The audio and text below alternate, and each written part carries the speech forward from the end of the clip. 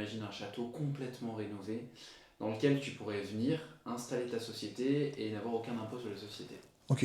Alors tu vas me dire comment tu arrives à apporter logement de luxe dans un château rénové et zéro impôt sur les sociétés, c'est toute une construction, mais en fait en réalité aujourd'hui si tu veux on a des endroits qui sont assez exceptionnels, par exemple autour de Genève il y a plein Ouais. de campagnes assez super, il n'y a aucun entrepreneur là-bas et en tout cas le gouvernement pousse énormément à ce qu'il y ait des entrepreneurs qui s'y installent. Ok.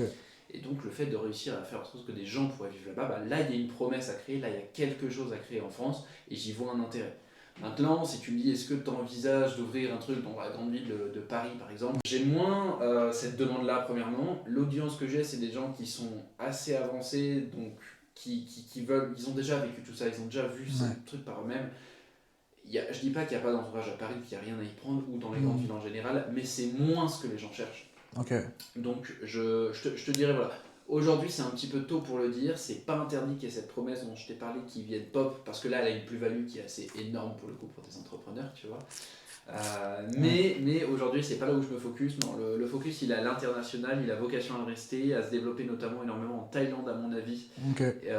beaucoup en Chine également, ça peut paraître surprenant mais à Hainan, et le troisième pôle il sera en Espagne du côté de l'Europe selon moi. Ok.